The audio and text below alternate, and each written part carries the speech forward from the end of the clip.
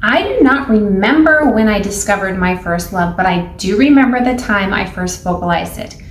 At 6 years old, first grade, they asked all the kids, what do you want to be when you grow up? Common question back then. And I remember my exact words. They were, I want to have a lot of horses. No idea what fed that and how it came to be, but I was obsessed with horses. When I was 7, moved to a private school that was very tiny. All the grades were in the same classroom, and there was a little boy who was too young to technically be in the school. His older sister was there. So he was in the back reading, and I remember I wanted nothing to do with Reuben because he picked his nose. Common little kid problem. It grossed me out. When I was 8, a year later, and I believe he might have been in kindergarten at that time, maybe he was pre-K still, he came up to me out of the blue and said, hey, do you like the Black Stallion? I had no idea what he was talking about, but he was so excited about it, so passionate about it. I was interested. And I don't remember if he borrowed his book to me or if I went to the library, but I read the Black Stallion. I was, number one, impressed with his reading level at such a young age. And two, I fell in love with that book because it was everything that I loved. Horses.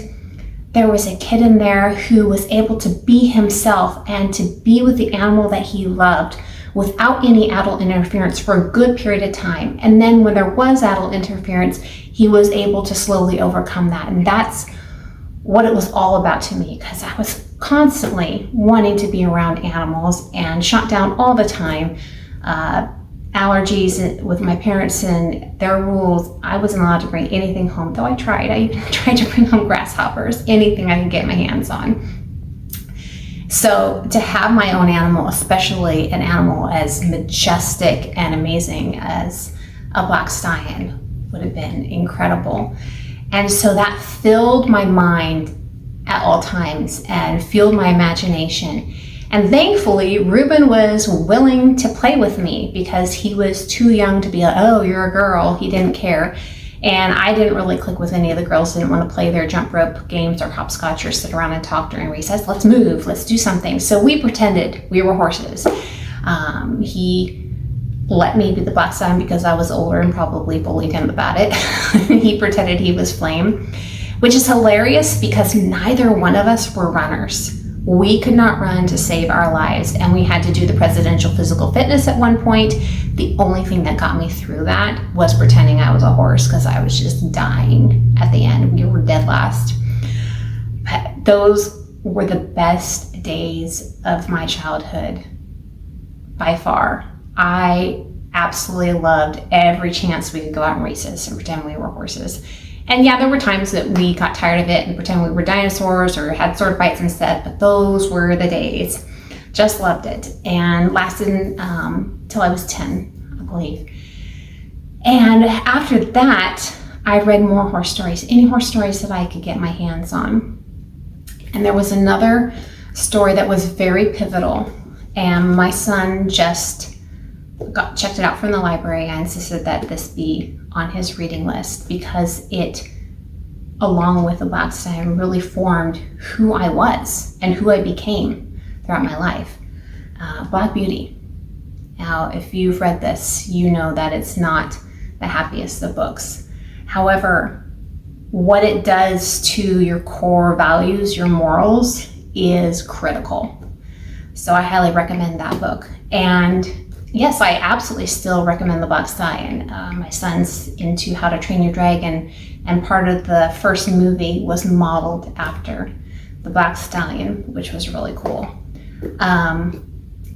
And to the person who knew me very well and tried to accuse me of supporting the racing industry, shame on you for doing that. Of course I do not, and this person knew that. So this has nothing to do with racing industry or supporting that. I absolutely do not.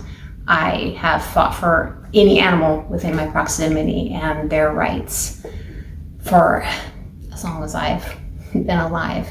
So this video is absolutely not condoning that. It is talking about the love of animals and the love of reading and how authors can do such a good job of stirring up the imagination and the possibilities within a child's heart. And then support good morals. And there are a lot of books that do not do that. A lot of books that twist things and can change somebody from that point on, especially if they don't have a good solid foundation that they started off on and that's reinforced in their family at home. So, but these are two books that I can highly recommend and say, hey, yeah, if your child reads this, they will probably, at the end of reading Black Beauty, be very sad and angry, but for good reasons. And that will follow them throughout the rest of their life. So yeah, horses were my first love. I still have my little pendant. Oh, this is really cool. I will end on this. My husband and I were on our honeymoon in Orlando, Florida. We actually now live in Florida. We've always wanted to come here and try it out. But back in 2001, we were on our honeymoon and walking around the city at night, and we saw this sandwich board advertising the Black Stallion Dinner Theater. It no longer exists, but back then they had that dinner theater there. If you've ever been to medieval times, you kind of know the atmosphere of it. And they had the original horse that was in the Black Stallion movies still there, performing every night. And that was an opportunity I couldn't miss. I couldn't believe that that was there.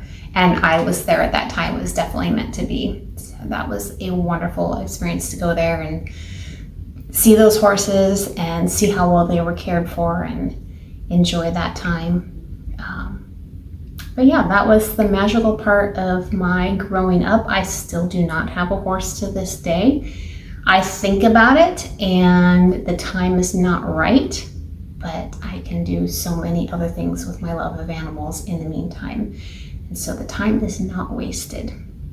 I hope you've enjoyed this video. If you have a first love from your childhood that meant a lot to you and shaped your life, or even if it was after childhood, please comment below and let us know.